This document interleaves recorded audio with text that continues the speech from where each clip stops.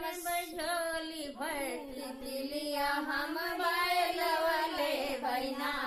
बिन झोली भर तितलिया हम बैल वाले बहिना बैल हम बैल वाले बहिना बिन झोली भर तितलिया हम बैल वाले बहिना बिन झोली भर तितलिया हम बैल वाले बहिना बैलौ का बेच के गदहिया हम ले बैलौ का बेच के गदहिया ले बहिना